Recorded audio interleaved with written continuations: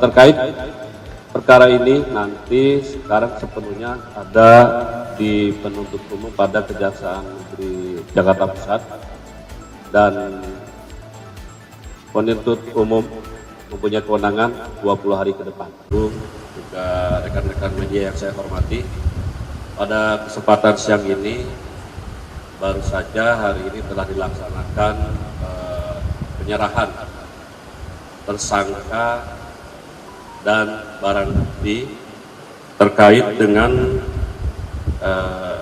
perkara dugaan tindak pidana korupsi pada Kementerian Dikbudristek untuk program digitalisasi tahun 2019 sampai dengan 2022, di mana pada hari ini telah diserahkan dari penyidik ke penuntut umum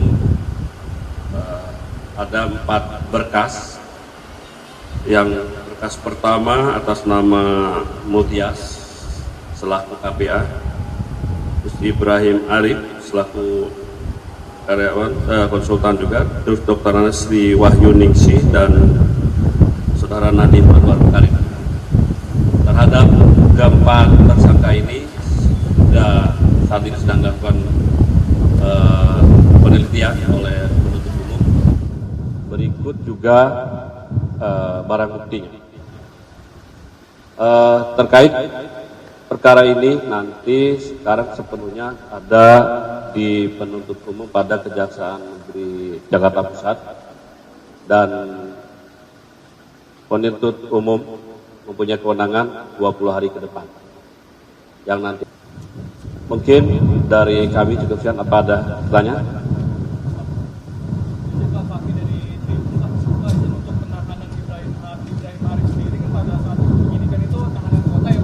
Ya.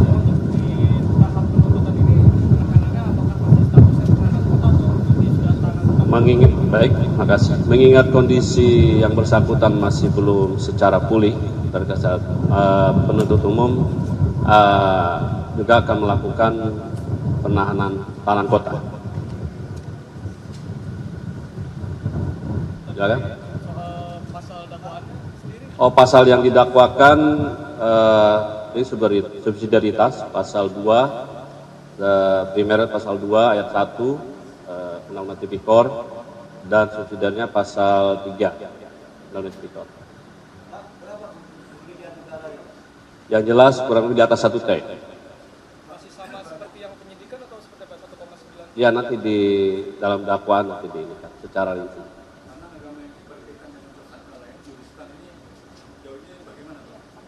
Terhadap juristan, ke tim penyidik Gedung Bundar sudah melakukan dan memaksimalkan untuk menghadirkan, di mana sudah ditetapkan, sudah dipanggil baik tingkat pada petung saksi 3 kali, tersangka sudah juga ditetapkan DPO, dan sudah dimintai untuk diterbitkan red notice kepada NCB, dan sudah diteruskan oleh NCB ke Interpol di Lyon, Prancis.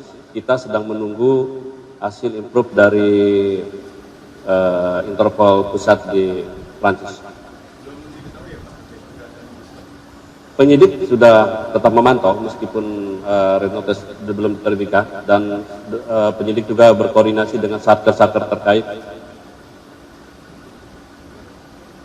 Pak, artinya berkasnya ini sudah lengkap, sudah P21 untuk Ya, terhadap dari 5 tersangka, 4 ini yang dinyatakan sudah lengkap oleh penuntut umum dan segera dilimpahkan nantinya ke Pengadilan Negeri Tipikor.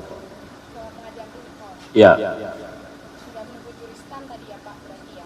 Kalau juristan masih proses penyidikan, kita tunggu perkembangan berikut. Untuk JT sendiri ada tenggat waktu nggak sih Pak untuk proses pelimpahan sendiri Pak? Karena kan ini untuk penangkapan sendiri masih belum tahu ya Pak. Maaf. JT pelimpahannya Pak, ini kan masih belum, itu ada tenggat waktu. Sementara belum masih tahap penyidikan, belum ada wacana di luar itu. Sementara kita berusaha penyidik berusaha menghadirkan yang bersangkutan di Indonesia. Berarti belum ada rencana untuk absensi Pak? Belum.